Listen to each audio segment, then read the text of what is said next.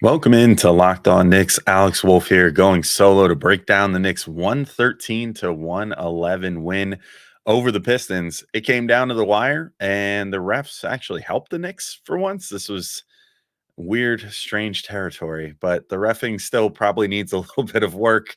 The VIllanova trio went crazy in this game, and Evan Fournier and Quentin Grimes made their return to the Garden, and Malachi Flynn, I guess. All that and more next on Locked On Knicks. You are Locked On Knicks, your daily New York Knicks podcast, part of the Locked On Podcast Network, your team every day.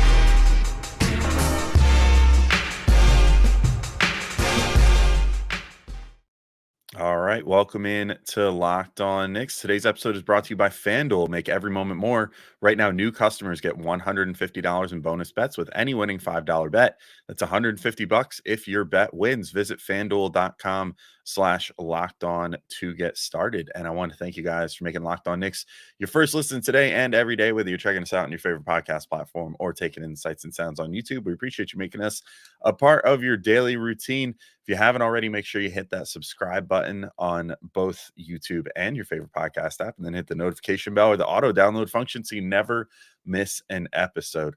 I'm Alex Wolf. I'm editor-in-chief of Knicks site The Strickland, which you can find strick.land. And not joined by Gavin today. We're going to have a little bit of a separate week this week. He's very busy with lots of play-by-play work, which is exciting. So I will be going solo today.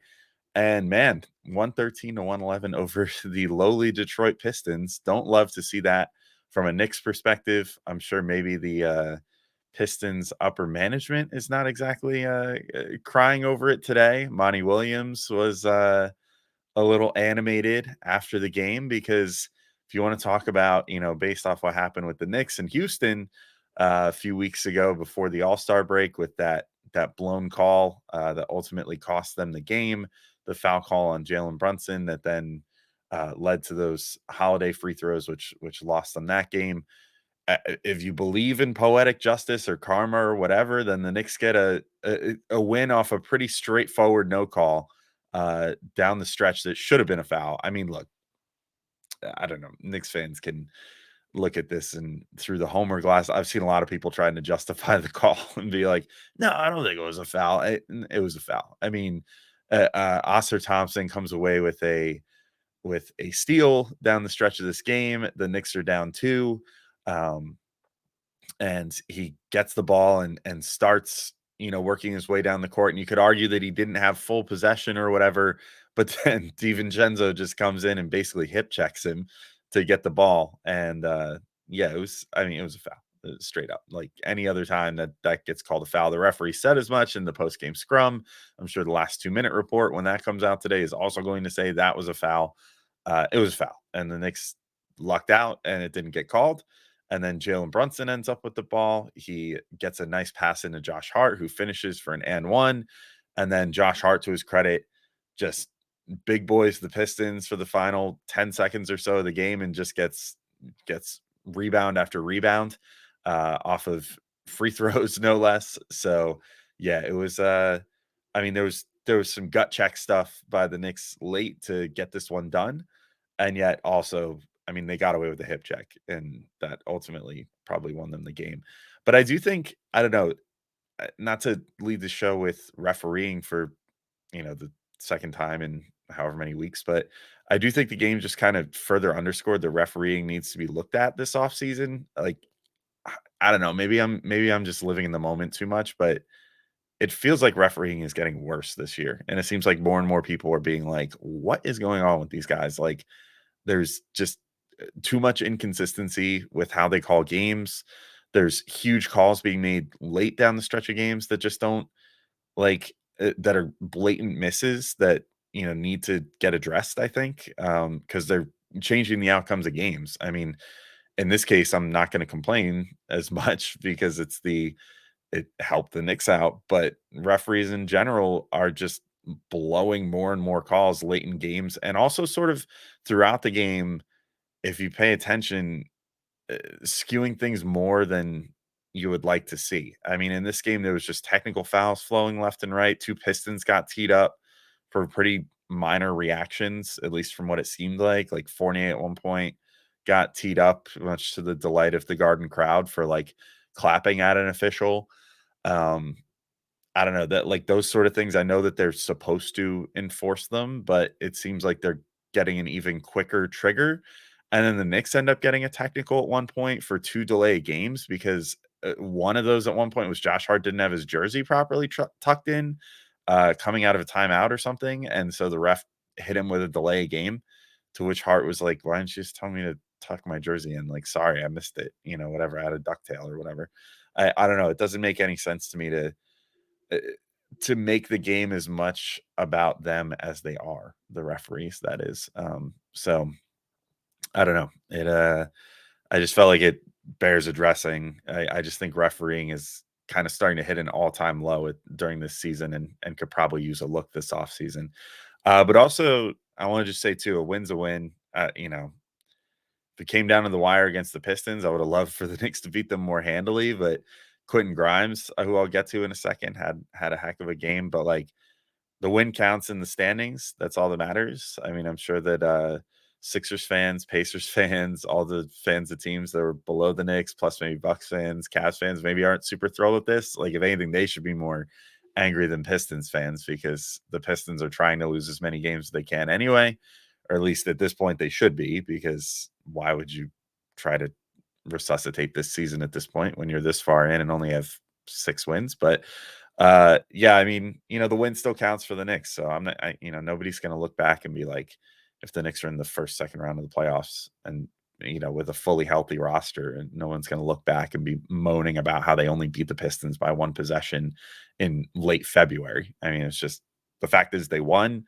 They kept their record against below 500 teams, like, pretty much immaculate at this point in the season. And the Knicks just find ways to beat these teams, sometimes with a little ref help, but they do it. They beat them. So, I'm not concerned about that. But yeah, nice game for Quentin Grimes, who came back to the Garden. 14 points, all in the fourth quarter. So that was impressive and annoying because I don't know, it didn't seem like he was doing too much different than what he was doing with the Knicks, and yet was nailing all the shots down the stretch. Maybe it was trusted with a little more ball handling responsibility, or a little more self creation, though I don't think those are the moments he necessarily shined the most. But yeah, good for him. 14 points all in the fourth quarter. I'll get to some comments that he made in a little bit too.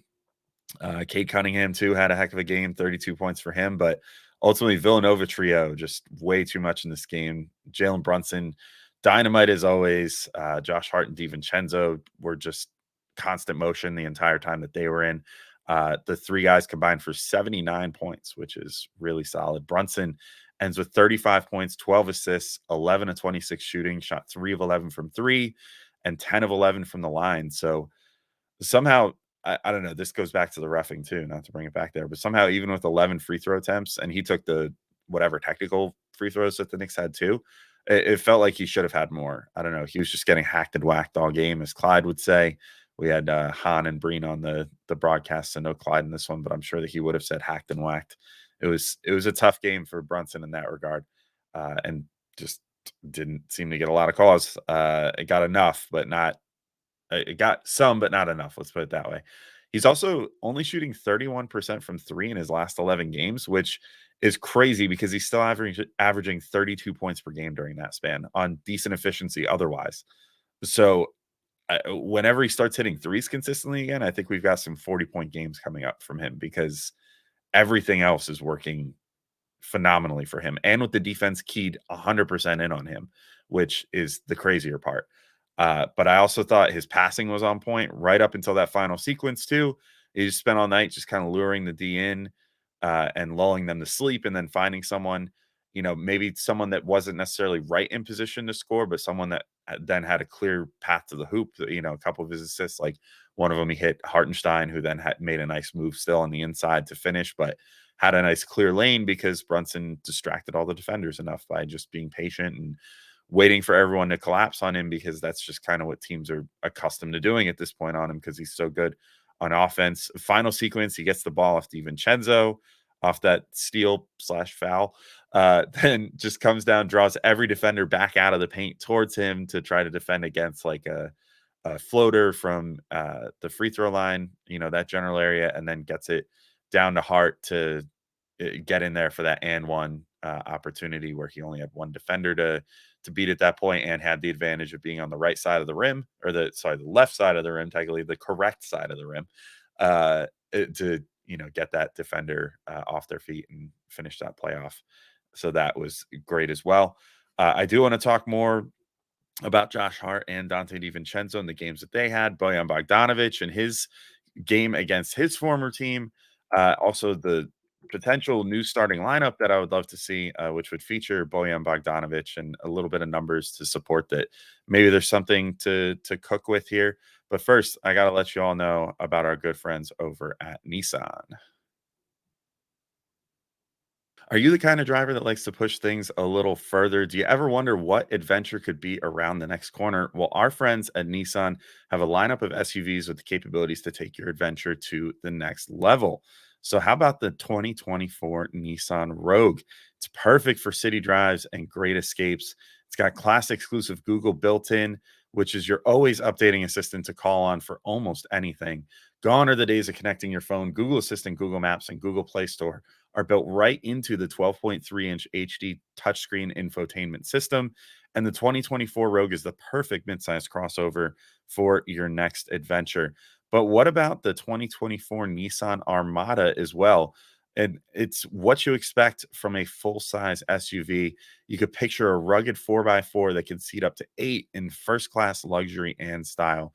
And you can tow bigger and explore further in the 2024 Armada. So take the Nissan Rogue, Nissan Pathfinder, or Nissan Armada and go find your next big adventure. Shop nissanusa.com.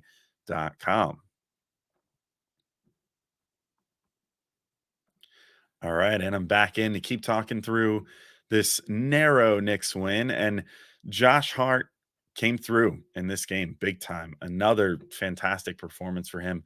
23 points, 8 rebounds, 6 assists, 2 steals, 1 block. He was just a total ball of fire on both ends. He was flying in for rebounds. He's getting the break started, which he always does. But I think the biggest thing for him, to me, is he continues to be confident with that three-pointer. This is his 6th game in the last 7 where he's taken at least 4 3-pointers. And I think he really needs to keep doing that, because he needs to keep the defense paying attention to him out there. I think it really makes all the difference for him if he at least gets a little bit of respect from 3, because one of the biggest things is if teams don't respect him from 3 and he doesn't respect himself from 3, then we run into issues. Then you run into stuff like what happened in the Heat series last year, what happens, at his worst moments this year, where he seems not confident. He seems like, he's not really looking for his own shot from 3, which means teams always know that he's going to put it on the floor and try to drive. And then they can prepare for that and prepare against any, counters that he might have out of that. Right now, he's just pulling into those threes consistently, confidently, and teams are starting to respect him a bit from there, which is opening things up on the offensive end. That final sequence too, I should give him a shout out again. Just crazy, crazy hustle. Manages to get that and one first to, give the Knicks the lead. Doesn't hit the free throw, but then manages to corral his own miss. Gets another 2 free throws out of that, makes 1 or 2 there, then corrals another one to end the game and ends with the ball in his hands to end the game by corralling his own miss one more time. Just a fantastic showing from him down the stretch. Just a huge amount of hustle and heart to finish this one off. I thought that he had a phenomenal game and should continue to. Donte DiVincenzo as well, 21 points, 5 of 10 from 3, 8 of 13 shooting overall, 4 assists, 2 steals. The same deal as Hart. I think he just hustled his butt off all game. Even if he committed a foul down the stretch, whatever. I mean, that just sort of exemplified his effort. He was willing to, put himself out there any given time to get this game sealed up for the Knicks. I also just think his shot making and scoring is getting to crazy levels. So since January 18th, which is now over a month, and was actually 4 games before the Randall injury, in 16 games, he's now averaging 21 points, 4 rebounds, 3 assists, and 1.6 steals on 45.7% shooting overall, 40.7% from 3, and that's on 11 3-point attempts per game. and 73.9% from the free throw line. So obviously you hope to see that get a little better, but he's only taking like 1.4 free throw attempts per game. So you can kind of take that with a grain of salt. But 41% shooting on 11 3-point attempts per game is insane. I mean, that's starting to reach levels of, peak Splash Brothers. It's like he really did just take whatever was left out of like Klay Thompson and just put it in himself as far as, that 3-point shooting ability, Monstar style. But if this continues through the end of the season, I mean, I think there's a world where he enters the most improved discussion. He's at about 14 points per game right now, which is only up about 4 points from where he was last season. But I don't know, if he continues at this rate, he'll probably end up being at like 16 points per game by the end of the season if he keeps averaging 20 per game for these last 20 games and change. Now, granted, maybe this changes a little bit once Anunoby and Randall get back and, he fades back to being the fourth or so option again. But it's so good to know that he has this in him, this scoring ability, because now the Knicks can count on that if they're in a pinch. If there's an injury again, if someone has to just sit out a little bit during the playoffs. So, like one game injuries happen all the time in the playoffs where a guy will, I don't know, twist his ankle or something, and then he has to sit the next game and then is able to come back after that, if it's not a major sprain or whatever. It's good to know that DiVincenzo has this gear and can be this good of a scorer, and he's proving it consistently, and he has yet to slow down. So I'm kind of starting to just think this is just who he is. Bogdan Bogdanovic as well. Solid game, I thought. 13 points, 6 boards, shot 5-11, 3 of 8 from 3.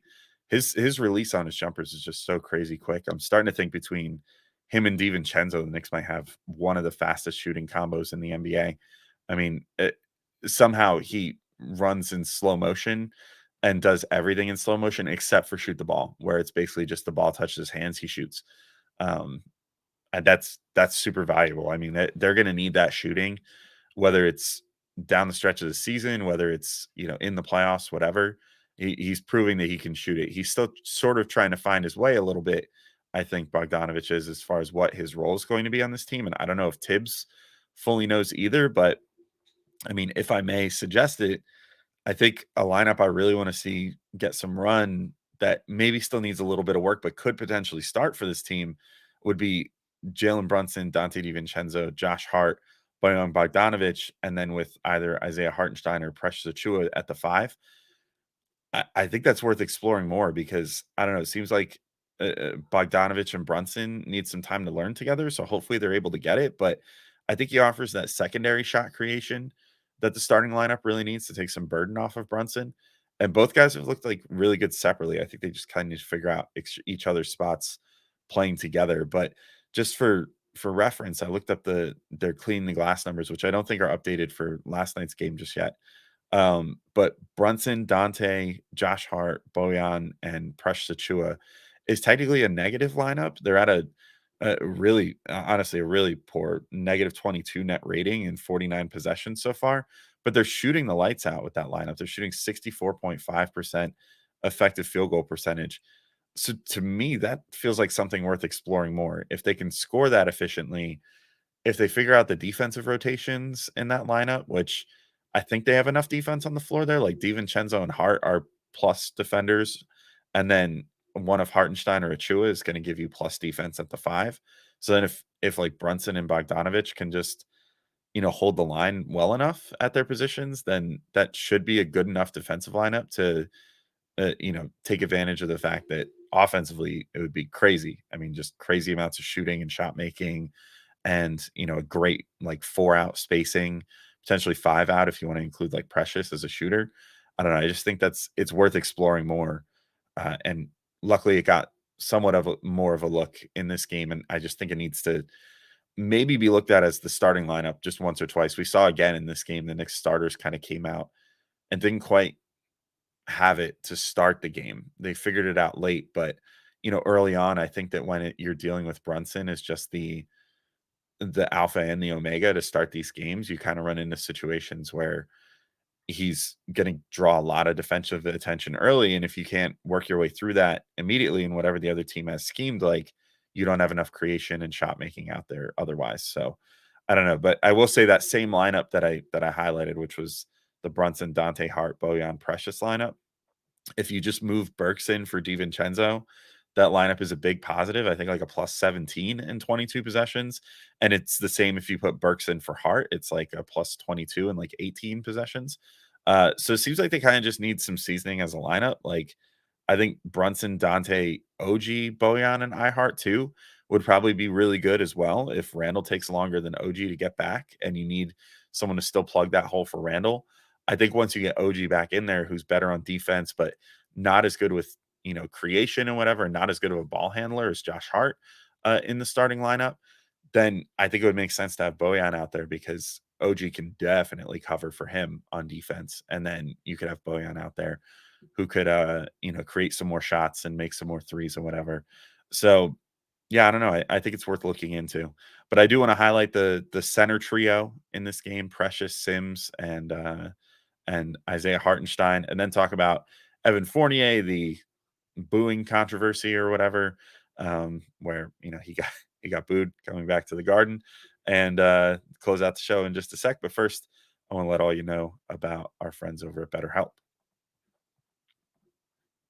This next segment is brought to us by our sponsor, BetterHelp. Sometimes we all need the opportunity to get something off our chest, big or small. Certain things can really start to get to you. And it's important to let that out, especially to someone who's unbiased in your life. So today I want to say how I really feel about something. You might even be thinking about the same thing this week. And for me, it's feelings of conflict about the Knicks winning this game, and yet doing it on a ref call. And now I don't know how to feel about myself anymore. I'm questioning everything because just 2 weeks ago I was, really railing on the refs and how they were a travesty and this, that, the other. And maybe that's still true, but I find myself now benefiting from it, and it makes me maybe a little less likely to be quite as vehement in my disapproval. And what does that say about me? Am I being a hypocrite here? Maybe, maybe not.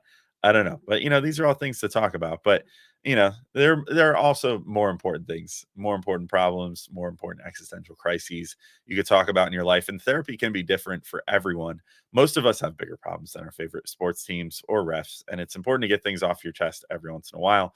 So if you're thinking of starting therapy, give BetterHelp a try. It's entirely online, designed to be flexible and suited to your schedule. So visit betterhelp.com/lockedonnba to get 10% off your first month. That's BetterHelp, HELP.com/lockedonnba. All right, and I'm back in to finish up on this game. So let's talk about Precious Achua.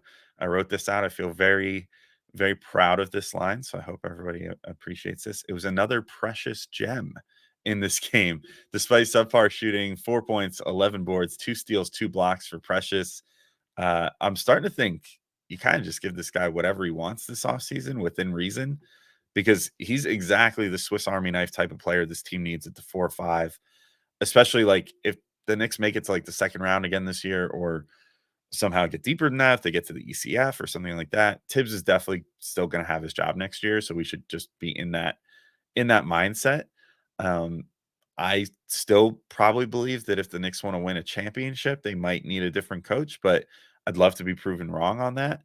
But the fact is, unless the Knicks colossally disappoint this postseason, he's gonna be the coach probably all of next year as well. So as long as that remains the case, I think Precious is really the perfect 4 or 5 for this team under Tibbs. And he does exactly what Tibbs likes, and yet also can give you some other stuff, which is rare. It's rare to have a guy that can go out there, provide that rim defense the way that Precious has been, also provide the rebounding that Tibbs requires out of that 5 position, and yet also be able to stay out there as a 4 and not look foolish for it. He's not, although I'm about to praise this guy, he's not Jericho Sims out there as the 4, where it's like, oh, well, this guy is pretty good on defense and good at rebounding, but cannot do anything to justify being a 4-man on offense because you need spacing.